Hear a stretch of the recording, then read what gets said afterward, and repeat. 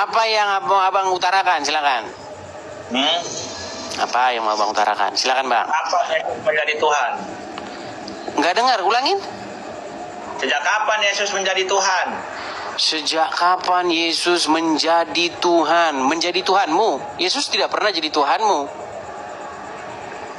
Menjadi Sejak Tuhan kapan? siapa maksudnya? Tuhanmu. Tuhanmu kan Muhammad. Gimana? Sejak kapan Yesus menjadi Tuhan? Ya sejak kau terima dia menjadi Tuhanmu. Nah sekarang dia belum kau terima menjadi Tuhanmu. Kau menerima Allah dan Muhammad sebagai Tuhanmu. Makanya kau ke Arab minum air kencing. Gimana? Itu loyo, nggak pantas dituhankan. Yang tidak pantas dituhankan itu Muhammad. Karena sekarang di kuburan. Gimana sih? Ada Tuhan loyo kayak Tuhanmu. Mana ada Tuhan loyo seperti Muhammad? Gimana? Coba setiap hari kau panggil-panggil dia, ya Muhammad, ya Rasulullah. Bukankah dia ada di kuburan? Dia tidak bisa bangkit dari kuburnya. Itu tanda bahwa dia loyo. Gimana? Kalau Yesus kami bangkit. Yang bangkit dari kubur itu zombie, Bang. Zombie itu cuman ada di film. Gimana? Berarti di yaumil akhir. Sebentar, kau percaya dengan hari kebangkitan nggak? Di dalam agama Islam, salah satu rukun iman, rukun Islam itu adalah percaya dengan yaumil akhir, hari berbangkit. Maksudmu besok orang bangkit jadi zombie? Makanya saya bilang, ketika kamu membuka mulutmu mencaci maki agama Kristen, di situ kamu akan ditampol oleh perkataanmu sendiri. Mana Yesus sama tentara Romawi? Tentara Romawi tidak bisa menghalangi Tuhan kami untuk bangkit mengalahkan maut. Sementara Muhammad tidak mampu bangun dari tidurnya akibat dari racun perempuan Yahudi. Coba sekarang mana lebih gentleman? Mana lebih gentleman? Menghadapi prajurit Romawi atau menghadapi perempuan? Perempuan? Siapa yang menghadapi perempuan? Kamu tahu tidak? Untuk menghadapi sebentar. Kali Tuhanmu gentleman. kamu tahu tidak? Untuk menghadapi seorang wanita, dua orang wanita, Muhammad harus memanggil Allah, Jibril, para pasukan, orang-orang beriman, dan juga kaum muslimin yang lain. Tahu? Tahu nggak? Biar saya tunjukin ayatnya dalam Quran. Nih, saya akan tunjukkan kepada kamu satu ayat di dalam Al-Quran, di mana Muhammad untuk menghadapi dua orang perempuan saja, dia harus memanggil bala tentara. Saya tunjukkan. Sabar. Tuhan Yesus menghadapi seorang diri. Bahkan dia berkata, jikalau aku yang kamu cari, biarkan mereka ini pergi. Itu ketika prajurit-prajurit Romawi, Yudas Iskariot dan orang-orang Farisi datang. Di mana orang yang bernama Yesus? Semua orang-orang yang tidak berkaitan disuruh pergi. Yesus menghadapi sendirian. Bukan seperti Nabi Isa yang lari ngiprit, malah ditukar sama orang lain. Udah ditukar, bingung siapa yang ditukar. Benar. Saya akan tunjukkan. Kenapa mana ada Tuhan lain? Saya akan tunjukkan di dalam surat Al-Ahzab. Oh sebentar, surat At-Tahrim. Oh sebentar, surat At-Tahrim, ya, ayat yang keempat.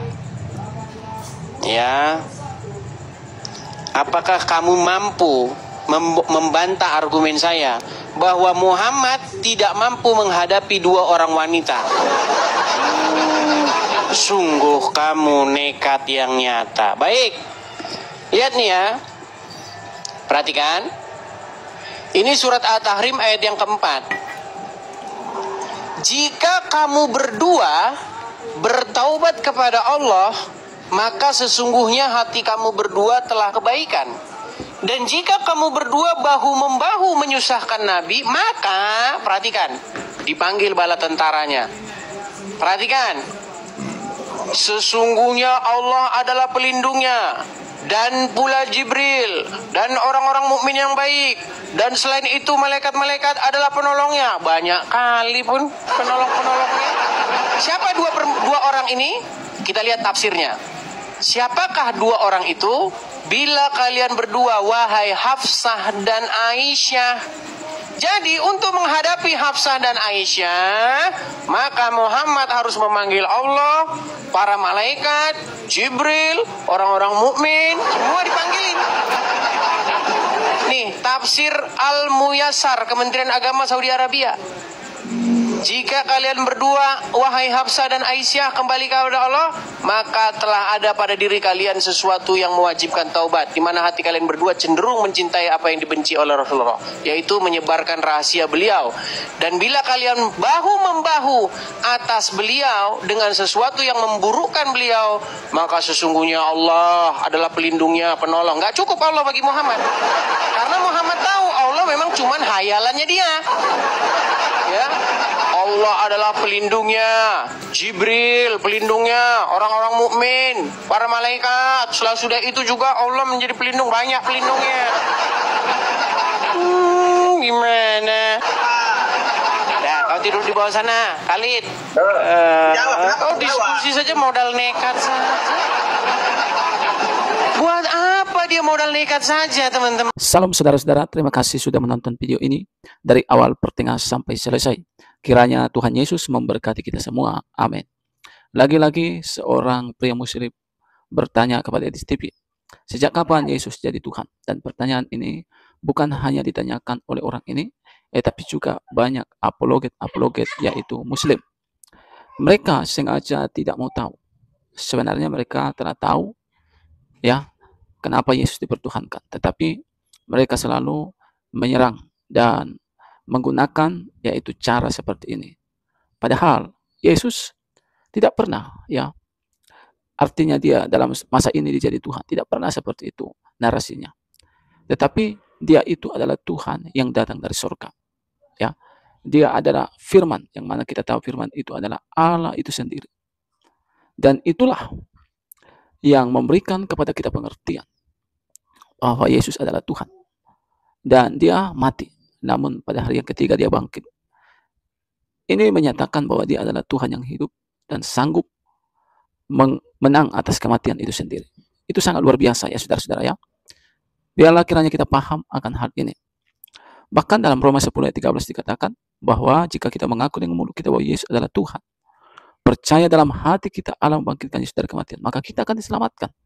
Jadi kita harus mengaku bahwa Yesus adalah Tuhan dan percaya bahwa Yesus adalah Tuhan dan Juru Selamat kita. Ini sangat luar biasa. Dan dia tidak tetap ada dalam kematian, tetapi dia membuktikan bahwa dia hidup dan bangkit. Berbeda dengan ya saudara kita seberang, ya apa yang mereka percayakan tidak mengalami kebangkitan, tapi masih tetap ada di alam kubur itu sendiri. Nah teman-teman, apa yang menjadi tanggapan saudara? Silahkan isi di kolom komentar. Pastikan komentar kita semua itu memberikan kepada kita pelajaran penting tanpa kata-kata kasar. Salam, sampai jumpa di video selanjutnya.